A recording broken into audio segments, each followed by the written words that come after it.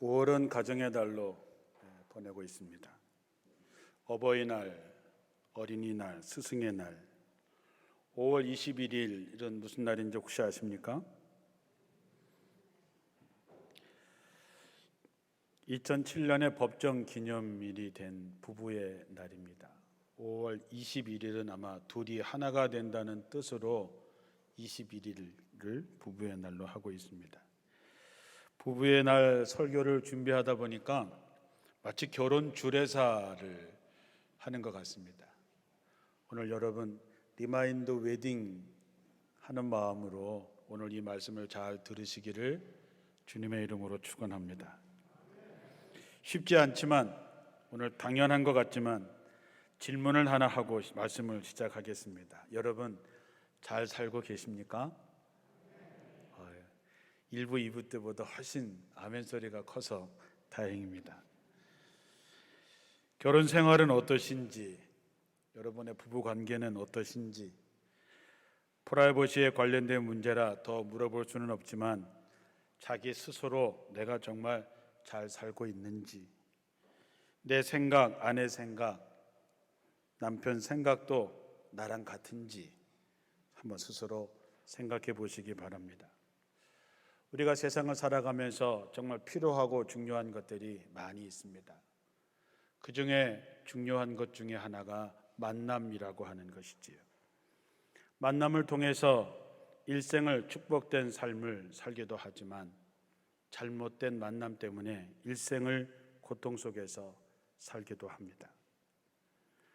오늘 말씀은 부부관계의 원리를 말해주고 있습니다. 아내들이여 자기 남편에게 복종하기를 주께 하듯 하라. 이는 남편이 아내의 머리됨이니 그리스도께서 교회의 머리됨과 같으니라. 교회가 그리스도에게 하듯이 아내들도 범사에 그 남편에게 복종할지니라. 이 말씀을 들을 때마다 남편들의 기가 확 살아나면서 아내에게 이렇게 얘기하죠. 나는 머리야. 그러니 함부로 하지 마.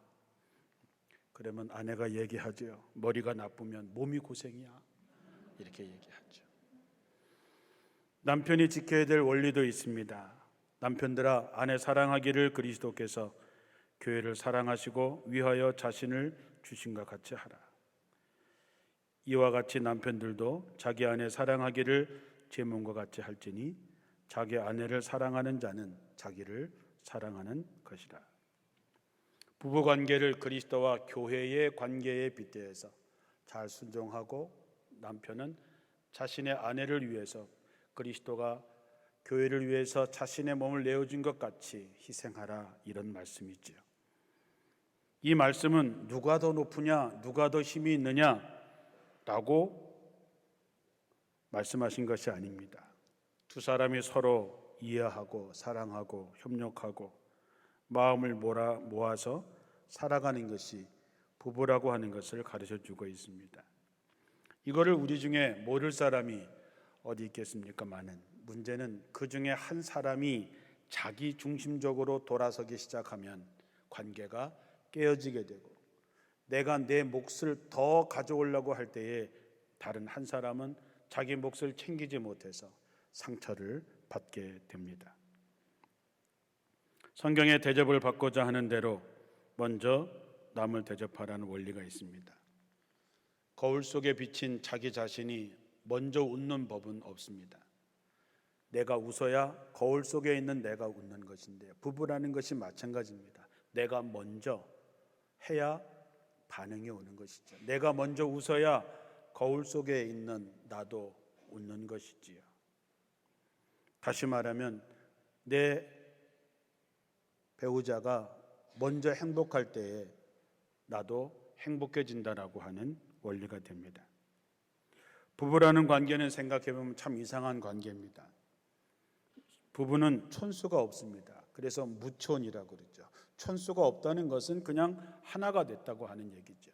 부모 자식 간의 관계를 일촌이라 그리고 형제 간의 관계를 이촌이라 그리고 그 다음 단계로 넘어가면 삼촌, 사촌 그렇게 됩니다. 부모가 자식이 아무리 미워도 관계가 깨어져도 일촌은 절대 변하지 않습니다. 형제끼리 치고받아도 이촌의 관계가 깨어질 수가 없습니다. 그런데 부부는 촌수가 없는데 하나라고 하는 무촌인데도 불구하고 깨어지게 되면 아무 관계도 아니게 되고 오히려 더 나아가서 원수가 되기도 합니다.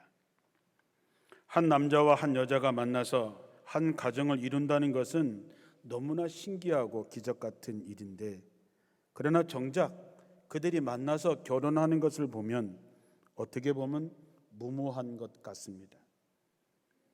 두 사람이 만나서 결혼하는 것이 어떤 합리적이나 어떤 이성적인 판단을 가지고 하기보다는 휠에 꽂혀서 어른들 말씀처럼 눈에 콩깍지가 씌어서 볼 거 보지 못하고 제대로 알지 못하고 그리고 그것을 사랑이라고 생각하고 결혼을 합니다. 여러분도 그렇게 하셨겠지요. 그리고 그 사랑은 영원할 거라고 믿었습니다. 결혼하면서 하나님과 여러 증인들 앞에서 죽음이 둘을 나눌 때까지 이 서약을 지키기로 여러분은 다 약속하셨습니다. 그러나 그 누구도 그렇게 원하지는 않았겠지만 때때로 관계가 깨어지고 서약을 지키지 못해서 아픈 삶을 살아갈 때가 많이 있습니다. 그리고 그 원인이 자기 스스로에게 있다고 하는 자체를 모를 때가 많이 있다는 것이지요. 부부관계는 초등학교 운동회 때 두 사람이 가운데 다리를 서로 묶고 달리는 2인 삼각경기와 같습니다. 자기 마음대로 달릴 수가 없습니다. 내가 아무리 힘도 좋고 내가 아무리 빨리 달릴 수 있어도 나하고 같이 묶여있는 이 사람과 보조를 맞추지 않으면 절대로 꼬린 지점에 가는 것이 그리 쉽지 않습니다. 꼬린 지점까지 가야지요. 끝까지 가야지요. 끝까지 가려면 우리는 해야 할 몇 가지가 있습니다. 그 첫째는 마음과 생각을 알아주는 것입니다. 어떤 부부가 결혼 20주년을 맞이하는 날 심하게 다투게 됩니다. 남편이 소리쳤습니다. 화가 나서 당신이 죽으면 당신 묘비에다가 이렇게 적을 거야. 여기 내 안에 잠들다 평소처럼 차갑게 이렇게 써서 묘비를 세운다는 거죠. 그랬더니 아내도 소리쳤습니다. 나도 당신 죽으면 묘비에다가 이렇게 적을 거야. 여기 내 남편 잠들다 평소처럼 굳어져서 이렇게 적는다는 것이죠. 이 부부가 연애할 때도 이랬을까요? 이 부부가 결혼할 때 이렇게 될 줄 알았을까요? 알았더라면 결혼 안 했겠지요. 차라리 혼자 살면 혼자 살지 이렇게 하진 않았을 것입니다. 왜 이렇게 되었을까요? 서로 모르기 때문입니다. 자, 그러면 여러분은 아내의 마음을 아십니까? 여러분은 남편의 마음을 아십니까?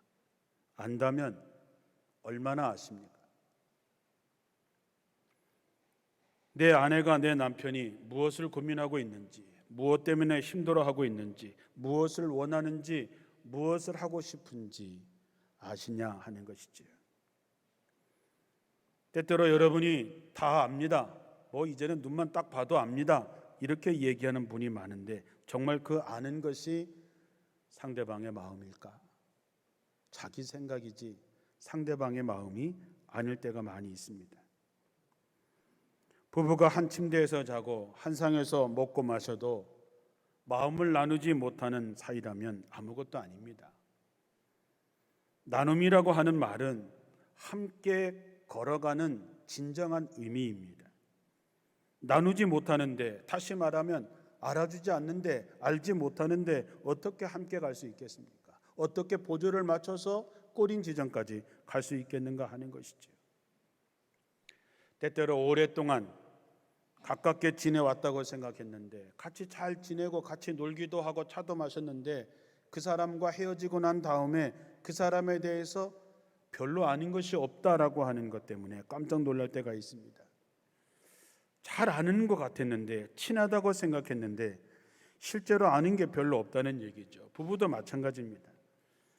여러분이 10년, 20년, 30년, 40년 살아왔을지 모르겠지만 정말 그 마음을 아냐 하는 것이죠. 마음을 알아봐야 이해가 됩니다.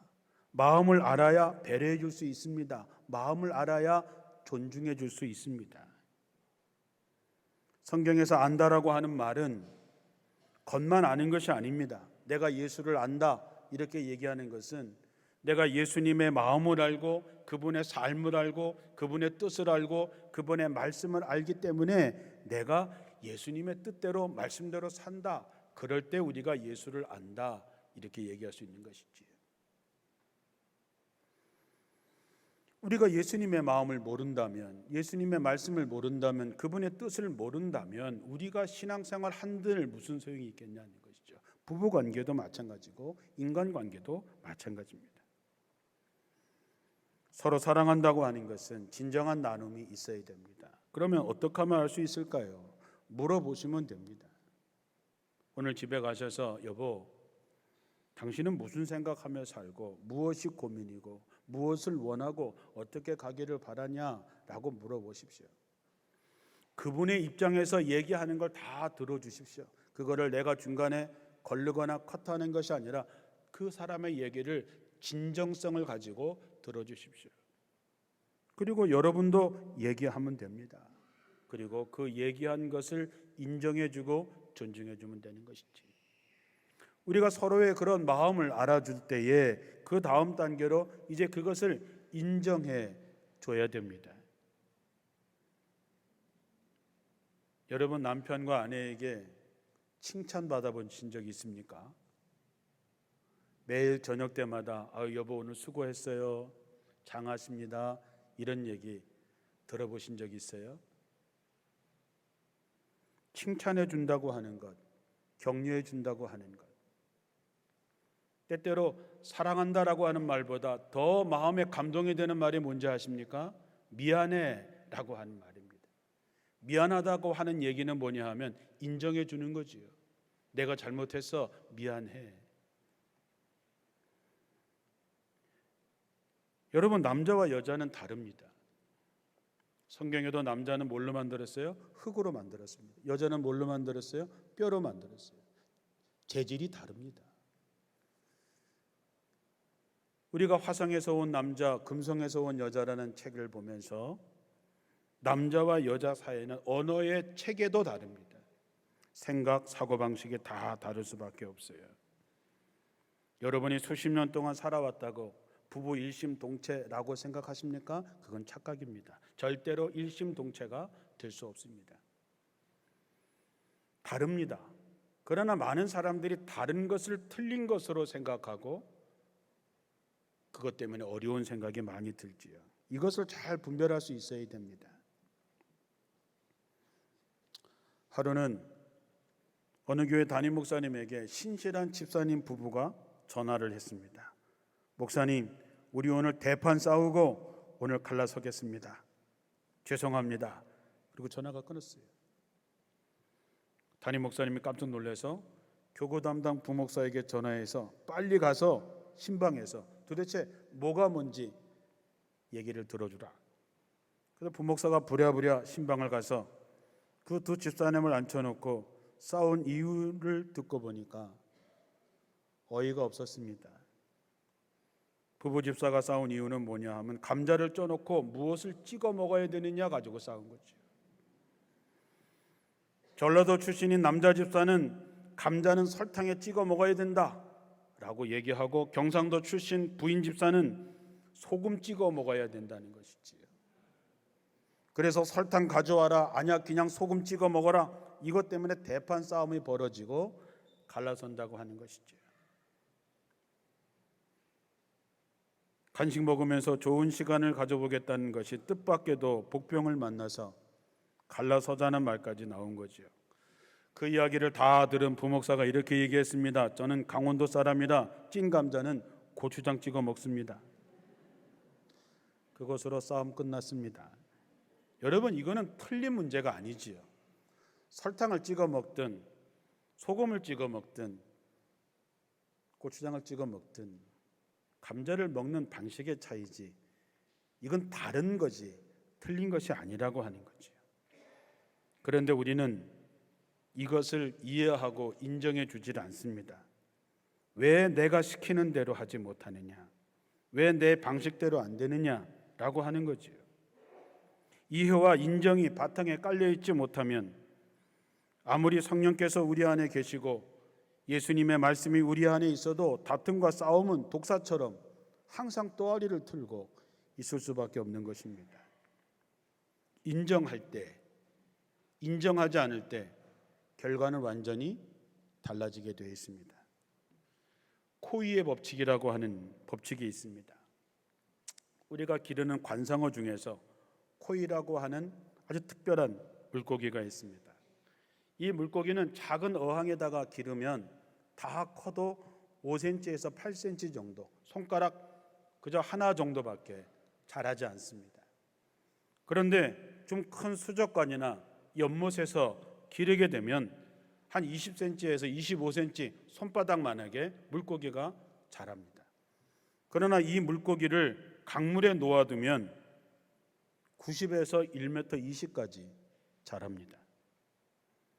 같은 물고기지만 조그만 어항에서 기르면 피라미가 되고 강물에서 크게 되면 큰 물고기가 된다고 하는 것이죠. 사람들은 이것을 두고 코의의 법칙이라고 얘기를 합니다. 주변의 환경에 따라서 생각의 크기에 따라서 엄청난 결과의 차이를 만들 수 있다고 하는 것이죠.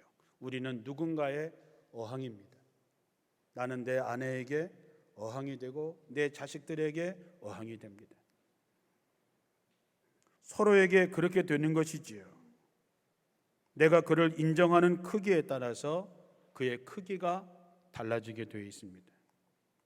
내가 인정하지 않는 것, 내가 그를 인정하지 않는 것은 작은 어항 속에서 그를 가둬두고 겨우 손가락만한 피라미로 살게 하는 것입니다.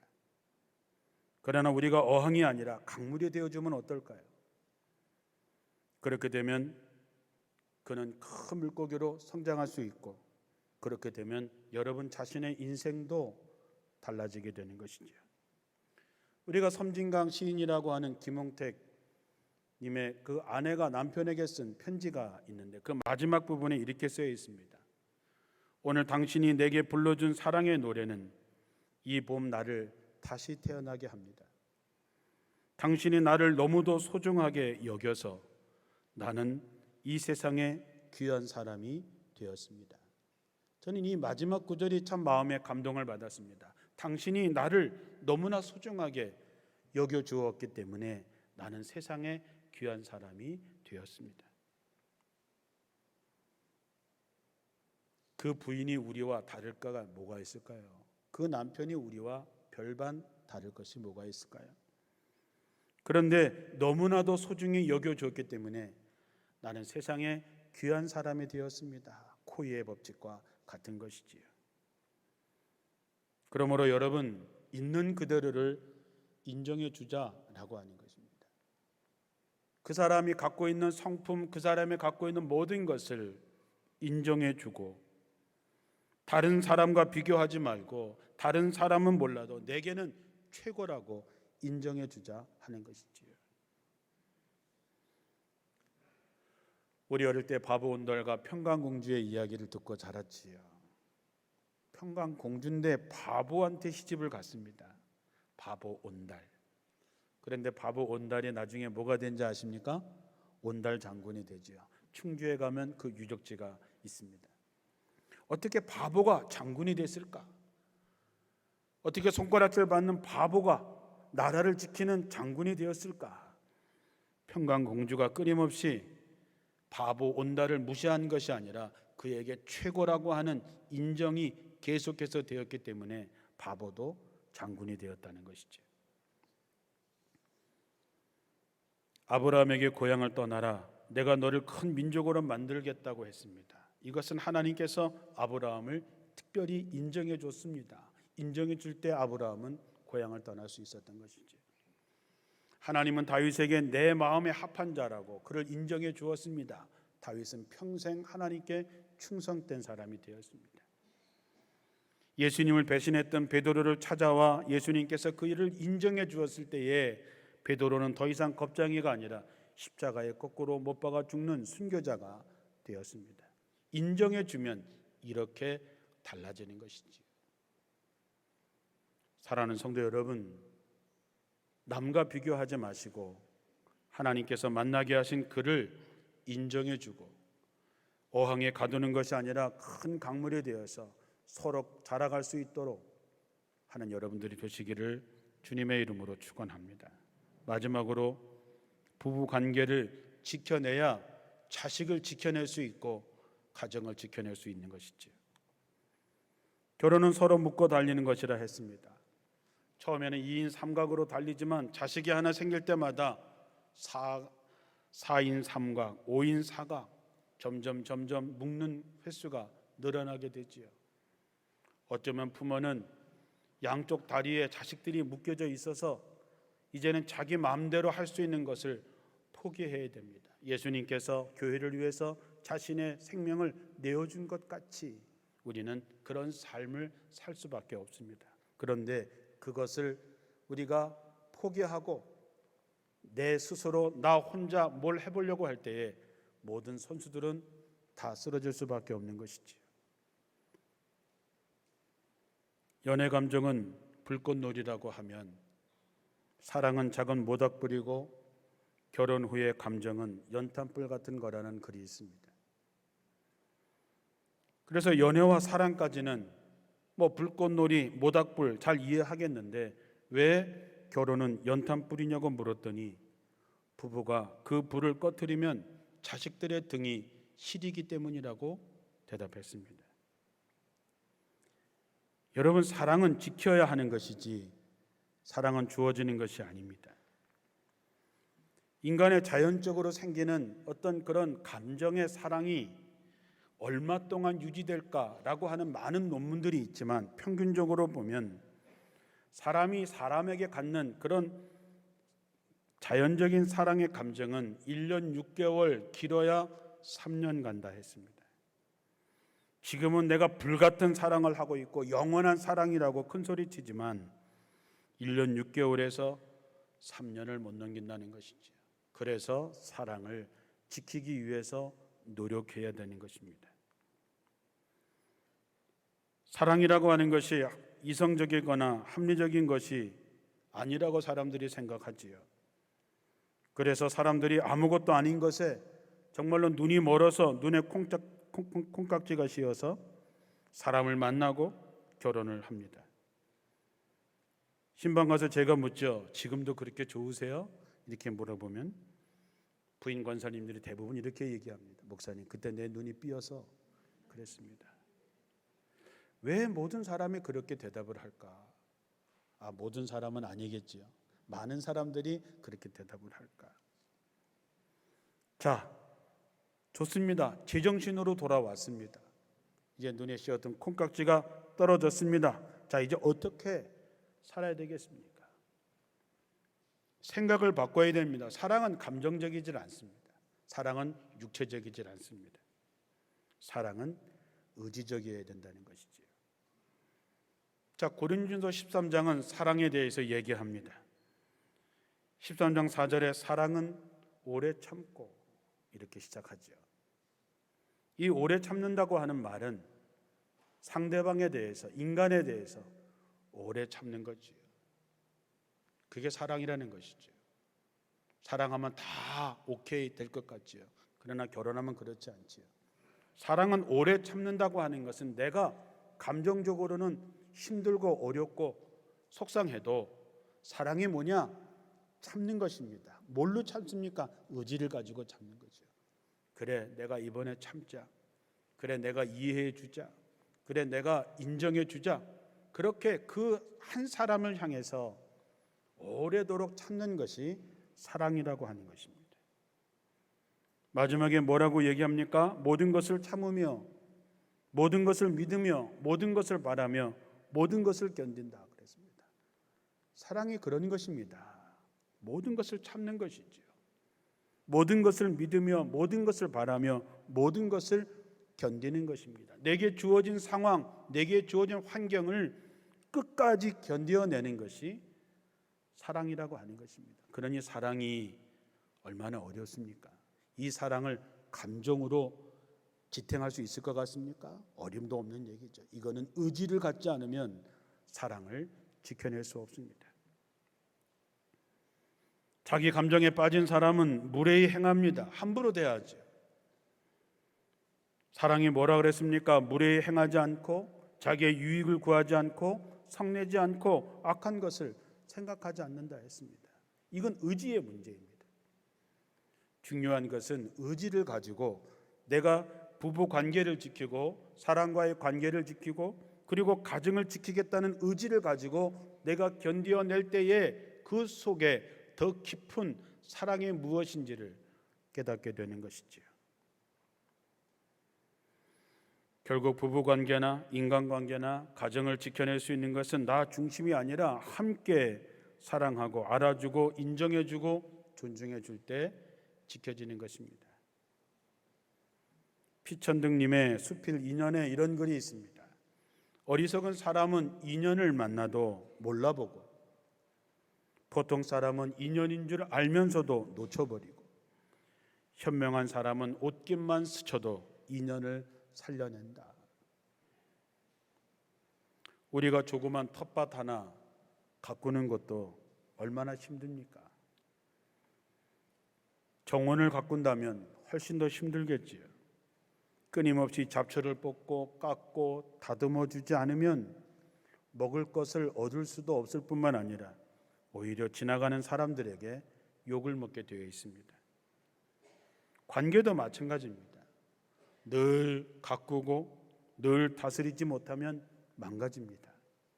그러면 우리의 인생도 망가집니다. 하나님의 관심은 우리 가정에 있습니다. 그래서 결혼하게 한 것이죠. 여러분, 상황을 바꾸고 상대방이 바뀌어지기를 기대하지 말고 내 생각이 바뀌면 모든 것이 바뀌어지게 되어져 있습니다. 그런 신비한 경험을 하게 되시기를 주님의 이름으로 축원합니다. 지나간 거는 지나간 겁니다. 어쩌겠습니까? 지나간 것이 아팠든 지나간 것이 상처든 지나간 거는 지나간 것입니다. 이제 여러분의 생각을 바꾸시고 마음을 잘 지켜서 관계를 지키고 어려움을 이겨내시기를 축원합니다. 오늘 새롭게 결심하십시오. 내가 변하면, 내 생각이 바뀌면, 내 관점이 바뀌면 모든 것이 바뀌어지게 되어 있습니다. 무엇보다도 가정의 주인은 하나님이십니다. 그러므로 그 하나님께 기도하십시오. 그러면 성령께서 역사하실 것입니다. 사랑하는 성도 여러분, 이제 부부의 날을 맞이하게 됩니다. 여러분의 부부의 관계, 여러분의 가정이 정말 성령의 도우심으로 잘 회복되시고 더욱 든든히 세워가시기를 바랍니다. 여러분의 만남이 축복으로 바뀌고 여러분의 가정이 천국의 맛을 볼 수 있는 하나님의 축복이 함께하는 가정이 되시기를 주님의 이름으로 축원합니다. 기도하겠습니다.